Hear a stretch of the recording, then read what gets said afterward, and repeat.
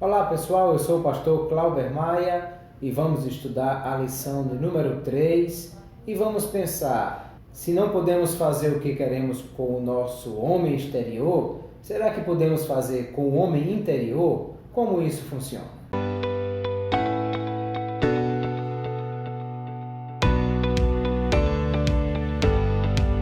Hoje nós vamos estudar a lição número 3, que o tema é a mordomia da alma e do espírito. E vamos observar o que a Bíblia nos fala sobre o homem interior, o ser interior. O corpo, vimos na aula passada, é o aspecto exterior do nosso ser. E no aspecto interior, a Bíblia fala de alma e espírito. Lembrando que é muito complicado fazermos a distinção e a separação deles, embora possamos distinguir do ponto de vista do conceito, mas separar do ponto de vista físico, vamos chamar assim, é complicado. Por isso que a Bíblia diz, Hebreus 4:12, que a palavra de Deus ela é viva e eficaz e mais poderosa do que uma espada de dois gumes, que penetra até a divisão da alma e do espírito. Mas quando falamos alma e espírito, nos referimos ao ser interior de cada um de nós. Quando nós falamos de alma, a Bíblia usa a palavra alma com vários significados. Por exemplo, Levítico 17:11 diz que a alma da carne está no sangue, aí é no sentido de vida. Mas o mesmo texto diz que ela é usada para fazer expiação pelas nossas almas. Aí já está falando do nosso ser interior. Como também a Bíblia diz que 70 almas desceram com Jacó para o Egito. Aí está falando no sentido de pessoas. A Bíblia também usa a expressão Jesus dizendo: a minha alma está profundamente triste. Aí está falando da alma como centro, sede de emoções, de sentimentos. A Bíblia também diz que não devemos temer aos que podem fazer padecer apenas o corpo, mas temer a Deus que pode fazer o corpo e a alma padecer no inferno. Aí a alma nesse sentido aí é o ser interior, que é composto de alma e espírito. Mas quando falamos de alma, nós estamos falando daquilo que é a sede das emoções, dos sentimentos. Na alma reside a volição, a vontade, aquilo que é a nossa memória. Então, muito da nossa personalidade está associada à nossa alma. Portanto, a alma é parte integrante e extremamente importante da nossa vida. Também a Bíblia fala do espírito. E o espírito é a sede da razão, é a sede da espiritualidade, porque a Bíblia diz que o Espírito de Deus testifica com o nosso espírito que somos filhos de Deus. Ou seja, a parte nossa que tem comunhão e está integrada com o Espírito de Deus é o Espírito do homem. Portanto, é no Espírito do homem que reside a ligação espiritual com Deus, e esses dois são componentes do ser interior que nós somos e compõem o ser integral com o corpo, juntamente com alma e espírito. Lembrando que quando nós falamos de espírito e alma, nós precisamos entender que, por serem parte da criação do homem, eles devem surgir ou vir à existência exatamente quando o ser é criado. Alguns pensam na ideia de alma pré-existente, ou que Deus esteja criando almas vazias, mas nada disso faz sentido na Bíblia Sagrada. No mesmo momento que a Bíblia diz que Deus gerou o corpo, e ele fala também do sentimento desse corpo que é gerado. Por exemplo, a Bíblia diz que o corpo ainda era uma massa informe quando estava no ventre, como Davi se expressa no Salmo 139, mas vamos lembrar que quando Maria chegou na casa de Isabel e o ventre de Maria já trazia Jesus, que era recém-gerado, e no ventre de Isabel estava João Batista, Maria falou com Isabel, o menino no ventre de Isabel foi cheio do Espírito Santo, ou seja, aquele menino ainda estava ali com alguns meses já sendo formado, mas ele já emocionou-se, ele já sentiu algo espiritual ali, o que mostra que alma e espírito já estavam presentes naquele bebê no ventre de Isabel.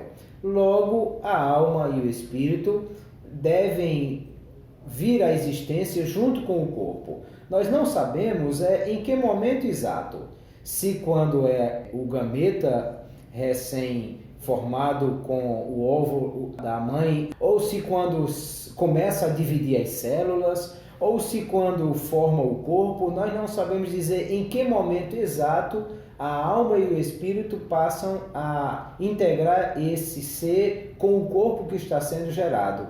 Mas com certeza na concepção aí já está a alma e o espírito presentes, formando esse ser com o corpo. E é importante nós lembrarmos que a alma, como sede de emoções, de sentimentos, ela também precisa ser bem gerenciada. Porque a Bíblia fala inclusive de pecados que são pecados dessa área, como ira, porfias, pelejas, invejas. Esses pecados estão relacionados a emoções, a sentimentos, portanto são pecados da alma, e nós precisamos cuidar bem dessa área e gerenciar bem as nossas emoções e submeter as emoções ao controle do Espírito Santo, porque é o fruto do Espírito que nos dará o domínio próprio, e domínio próprio sobre a nossa alma é que vai nos dar a condição de observarmos o que a Bíblia diz, de não dar lugar à ira, que a Bíblia diz de que a palavra dura suscita a ira, mas a resposta branda desvia o furor. Tudo isso está associado ao controle, ao gerenciamento e à mordomia da alma, que precisa ser bem trabalhada em todos esses aspectos aí. Da mesma forma, nós precisamos cuidar dos nossos pensamentos que estão associados à alma. E a Bíblia diz, Filipenses capítulo 4, verso 8, que tudo que é bom, tudo que é honesto, tudo que é puro, tudo que é de boa fama, se tem coisas que podem trazer virtude ou louvor, seja isso o que ocupe o nosso pensamento.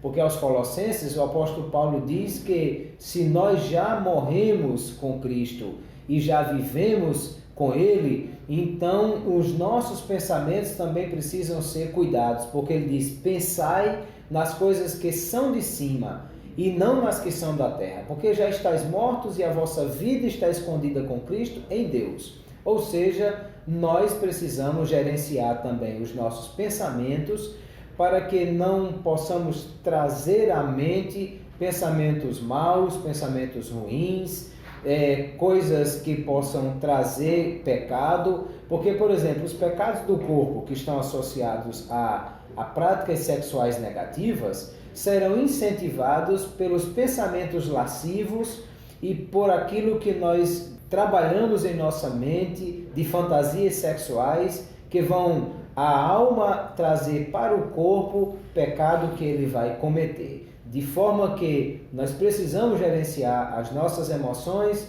e os nossos pensamentos e a nossa memória para não trazer coisas negativas para a nossa alma e assim gerar pecado em nós.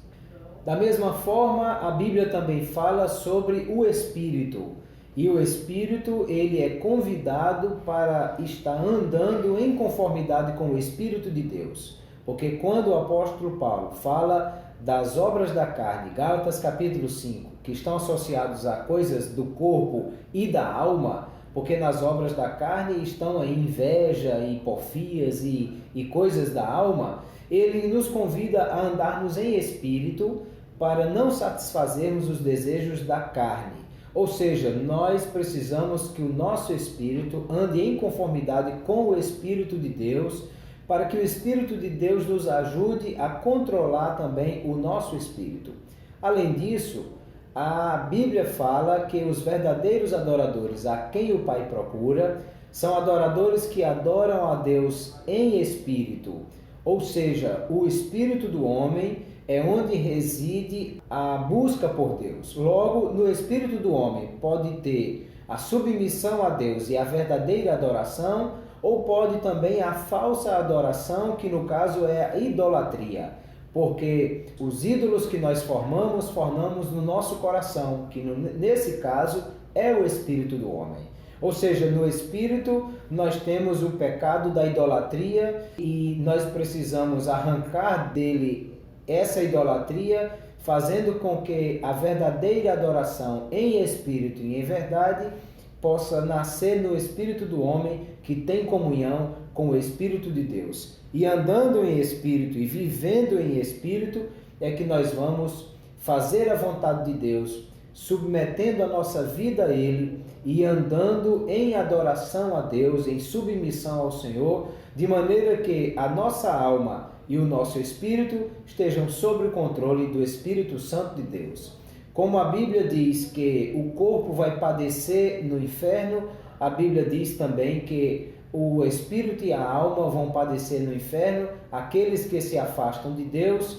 Por isso é que nós precisamos ser bons mordomos do nosso corpo, mas também da nossa alma e do nosso espírito, gerenciando as nossas emoções e sentimentos e gerenciando a nossa adoração, para que não possa outro ser adorado pelo nosso espírito, senão somente Deus, que é aquele que vive em nós e através do seu Espírito Santo nos conduz na verdadeira adoração. Porque Paulo diz aos Coríntios que ninguém pode dizer que Jesus é Senhor senão pelo Espírito Santo. Ou seja, o Espírito Santo trabalha no nosso espírito para sermos verdadeiros adoradores. Que possamos submeter ao Senhor a nossa alma e o nosso espírito e sermos bons mordomos deles, para que também nós possamos glorificar a Deus no vosso corpo, na nossa alma e no nosso espírito, os quais pertencem a Deus. Deus os abençoe. Até a próxima lição.